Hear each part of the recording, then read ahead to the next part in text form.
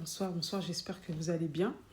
Après vous avoir parlé de mon background dans la précédente vidéo, je vous avais dit que j'allais vous parler justement de la discipline. Mais je voulais vous faire comprendre qu'avant toute chose, les choses sont spirituelles. Parce que si vous n'êtes pas délivré de certaines réclamations, vous allez beaucoup batailler, combattre. La discipline pourra vous aider à arriver à certains niveaux, mais ça ne sert à rien de se fatiguer pour avoir très peu, pour avoir 10% de ce que vous pourriez avoir si vous n'avez pas de réclamation. Donc, c'est important de régler déjà le niveau spirituel déjà avant qu'on entame voilà, le côté discipline.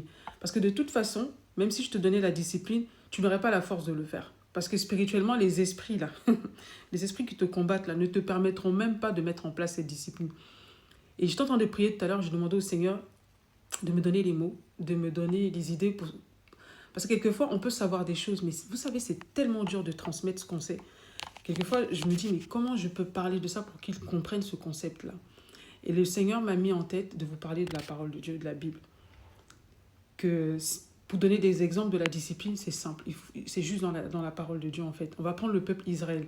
Israël, en fait, c'est une... comment vous dire ça? C'est comme une allégorie de chacun de nous. Nous sommes tous, en quelque sorte, Israël. Des Israël, en fait. Quand Dieu sort Israël d'Égypte, qu'est-ce qu'il fait? Il l'envoie dans le désert. Et vous voyez, Jésus a eu le même parcours. Jésus a dû aller dans le désert. Jésus a passé 40 jours dans le désert. Le peuple d'Israël a passé 40 années dans le désert. C'est pour la discipline. Vous savez, c'est pour ça que le jeûne, c'est une forme de discipline. Je vais parler du jeûne aussi dans le sujet que je suis en train de faire et vous montrer la puissance du jeûne. En fait, beaucoup de gens détestent la discipline, mais s'ils savaient ce que la discipline, que c'est la discipline, c'est vraiment une marque d'amour en fait de Dieu pour nous et même pour nous-mêmes. Accepter la discipline, c'est une façon de s'aimer. Regardez ce que dit la Bible. La Bible dit que le parent qui ne discipline pas son enfant, c'est comme s'il le hait en fait. Et celui qui ne veut pas se discipliner, qui veut pas se discipliner, qui refuse, par exemple, voilà, la réprimande, c'est quelqu'un qui hait son âme en fait. C'est-à-dire que si tu n'aimes pas te discipliner, c'est que tu ne t'aimes pas en fait. Parce que c'est la discipline qui va te permettre de te tailler. Je vais te montrer, qui va te permettre de te tailler pour ressembler à vraiment à un diamant, mais taillé. Je vais te montrer un diamant brut. Si je te montre un diamant brut, même si je te donnais cette pierre, tu n'en voudrais pas. Et pourtant, cette pierre-là, elle a de la valeur. Et c'est la même façon que tu es aussi. Tu es quelqu'un qui a de la valeur, mais comme tu n'es pas taillé, tu n'as pas été poli, tu n'as pas été, je ne sais pas comment dire ça, bien taillé, bien mis, on ne peut pas avoir ta valeur en fait. La lumière ne peut pas rentrer en toi et ressortir, tu vois. Je te donne l'exemple du diable. Au moment où je suis en train de parler, c'est le Saint-Esprit qui fait ça, il me donne des exemples comme ça. Eh bien, c'est pareil que la discipline. La discipline, en fait, c'est comme un marteau, je sais pas, ou je sais pas comment te dire ça, un outil qui est là pour te tailler, de sorte que tu puisses vraiment illuminer, en fait. Faire sortir ta lumière, faire sortir ton potentiel. Si tu n'es pas discipliné, tu seras comme ce diamant brut, en fait, qui ne brille pas, qui est terne. Malgré que c'est un diamant, ça a de la valeur, mais c'est brut. Ça n'exprime pas tout ce potentiel, en fait. Et c'est ça, la discipline, ça te permet d'exprimer tout ton potentiel. Et le Seigneur me dit qu'il ne bénit jamais sans discipliner. Pourquoi? Parce qu'il faut que tu sois en mesure de pouvoir recevoir les bénédictions qu'il a pour toi. Et quand vous prenez le peuple d'Israël, il le sort du désert. Vous savez, de l'Égypte jusqu'à la terre de Canaan, il y avait environ quelques jours. On va dire autour de 2 semaines de marche. 2 semaines de marche, ils auraient pu y arriver aisément.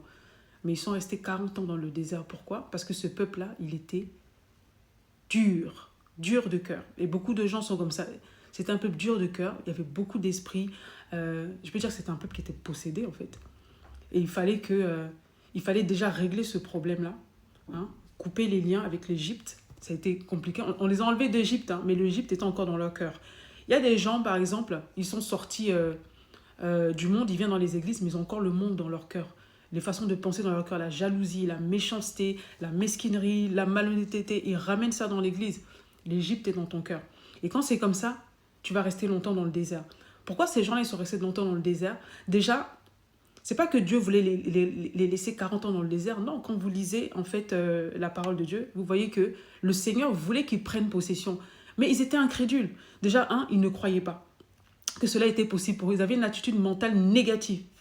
C'était vraiment des gens qui étaient très négatifs. D'ailleurs, quand Moïse envoie 12 espions pour aller espionner la terre promise, ils vont, ils se promènent et tout ça, les 12 reviennent.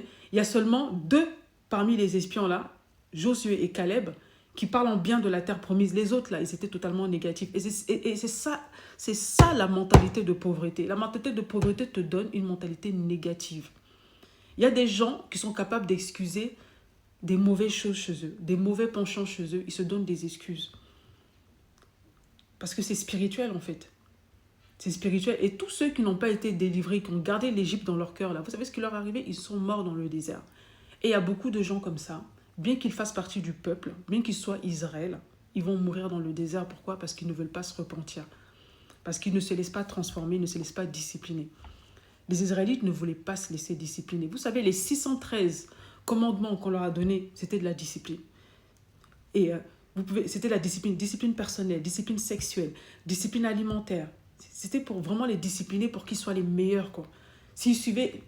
Aujourd'hui, on voit le peuple juif, on est admiratif de ce peuple-là qui est là, qui a compris les finances, qui comprend l'argent, qui comprend l'entrepreneuriat.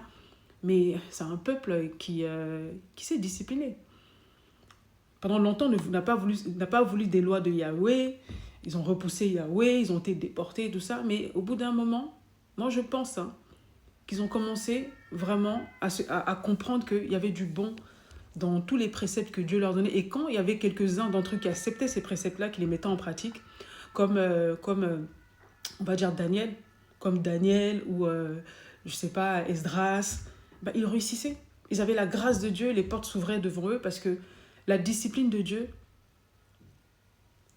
c'est ça en fait, c'est la solution. La discipline, c'est compliqué au début. C'est vrai parce que ta chair, elle n'a pas l'habitude et puis ta chair, elle ne veut pas. Ta chair, elle obéit, à l'ennemi. Ta chair, elle aime tout ce que Dieu n'aime pas, de toute façon. Ta chair, elle aime la facilité, elle aime tout ce qui la pousse vers la mort. Voilà, elle aime le péché. Ta chair, elle aime le péché. Tout ce qui la pousse vers la mort, ta chair, elle aime ça. Et la discipline, je vais t'expliquer vraiment le bienfait de la discipline. Mais tu ne pourras pas vraiment comprendre ce fait-là et vraiment le mettre en pratique si tu as des réclamations dans ta vie, si tu es sous le coup de malédiction. C'est pour ça que tu dois d'abord briser les chaînes. Parce que la discipline, c'est comme un train qui va t'emporter, qui va te prendre et te mettre dans ton Canaan. Mais si tu es enchaîné quelque part, si tu as des réclamations, ça va être très dur pour toi de décoller en fait. Ça va être très dur pour toi de décoller. D'abord, il faut traiter. En premier lieu, il va falloir que tu traites déjà avec les malédictions, les réclamations, qu'elles soient familiales, qu'elles soient même personnelles, parce qu'il y a des malédictions qu'on se prend par rapport aux choses qu'on a faites. Ah oui, il y a des choses que tu as faites, tu ne les as pas bien faites, il y a des péchés que tu as commis, il faut que tu te repentes. Tu demandes pardon à Dieu, tu demandes au Seigneur Jésus-Christ de te laver. C'est sérieux en fait. Il y a beaucoup de gens, vous faites des choses, vous ne les prenez pas au sérieux. Il y a des gens que tu as offensés. Il y a des personnes que tu as blessées. Tout ce qu'on fait là, c'est pour ça que moi, je reste dans mon coin. Je veux pas prendre la tête avec l'être humain parce que tout ce qu'on fait là, c'est enregistré. Toi, tu as fait quelque chose, tu as frustré quelqu'un d'innocent qui ne t'a rien fait. Tu as fait du mal à quelqu'un. Tu as volé quelqu'un. Tout le mal qu'on fait là,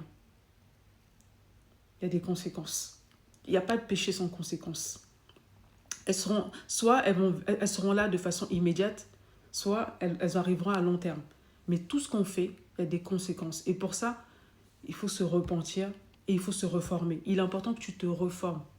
C'est une discipline de se reformer déjà. Spirituellement, moi, je dis, spirituellement déjà, c'est de commencer à se repentir. Une fois que tu te repens, c'est plus facile pour toi de commencer à mettre en place certaines disciplines. Dans la prochaine vidéo, je vais donner les disciplines les plus importantes. Les disciplines spirituelles, le fait de prier tous les jours.